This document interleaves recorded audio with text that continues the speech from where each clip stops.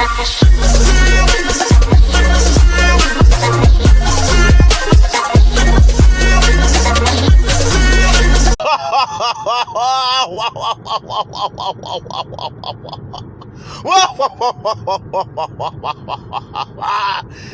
is your boy BJ back from No Filter MMA. I'm getting ready to channel my inner Kenny Florian. Not Kenny Florian.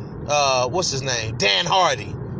So in this upcoming flyweight matchup here, we have Taila Santos versus the excellent jiu-jitsu grappler Gillian the Savage Robertson. How was that, y'all? Was that pretty good? I know that's pretty bad.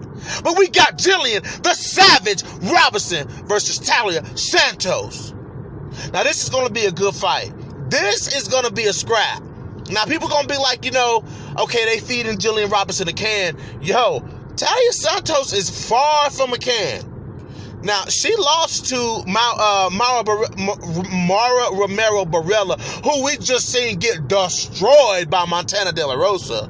Okay, so she lost to her, but that was her first loss. This girl is 14-1. So Taila Santos is definitely not a scrub to be put, there's not a scrub that Gillian Robertson is fighting. So I don't want to hear that bullshit. This girl is 14-1. You know what I'm saying? I feel like the UFC is trying to use Gillian Robertson as some sort of a gauge for fighters that they're trying to push.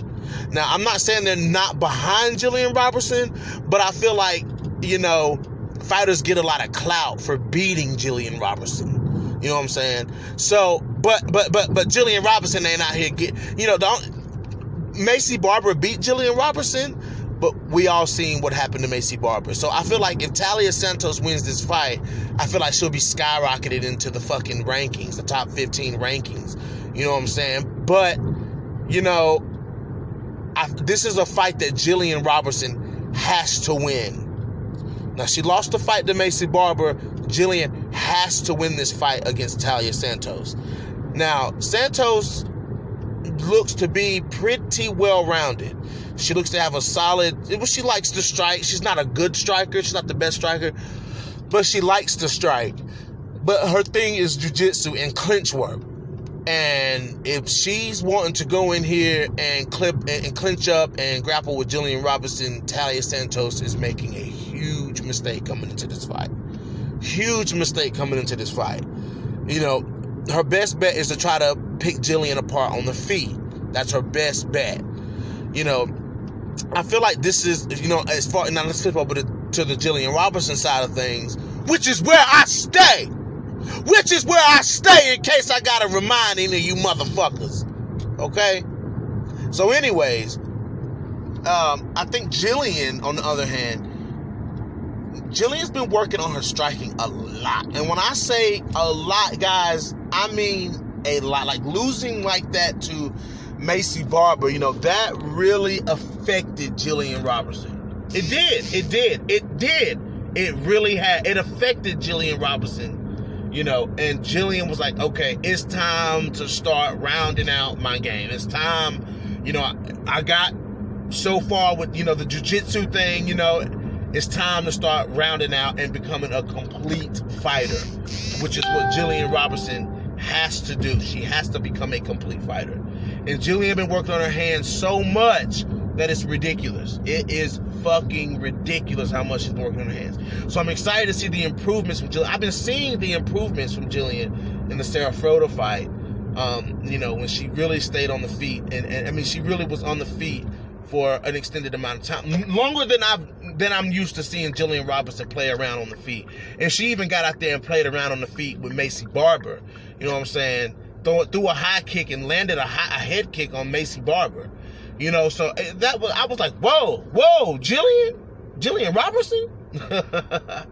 But for sure, guys, yeah, Gillian's got to get this fight to the ground. If Gillian wants to play on the feet, to get comfortable on the feet, I wouldn't mind seeing that. I would not mind seeing Gillian Robertson come out and play around with Taila Santos on the feet.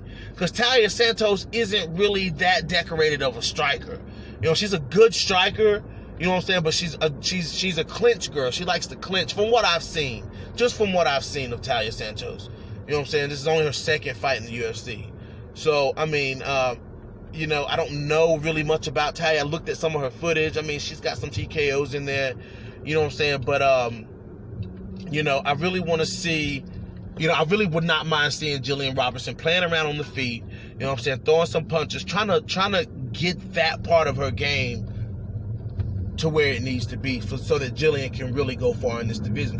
That's what she has to do in order to go far in this division. You know what I'm saying? But, you know, Gillian Robertson, you know, this is a winnable fight for Gillian Robertson. This is definitely a winnable fight for, and it's a winnable fight for Taila Santos. It just depends on what kind of game plan Taila Santos uses against Gillian Robertson. Because if she goes in there and gets crazy in the clinch, or gets, you know, or wants to drag Gillian Robertson to the ground, you know, Gillian's gonna go. You know, she's gonna go with Taila Santos. It's not gonna be like she's gonna lock up Gillian, you know, in 2.5 seconds. You know, Gillian gonna be doing what Gillian does, and it's gonna slowly turn from offense to defense.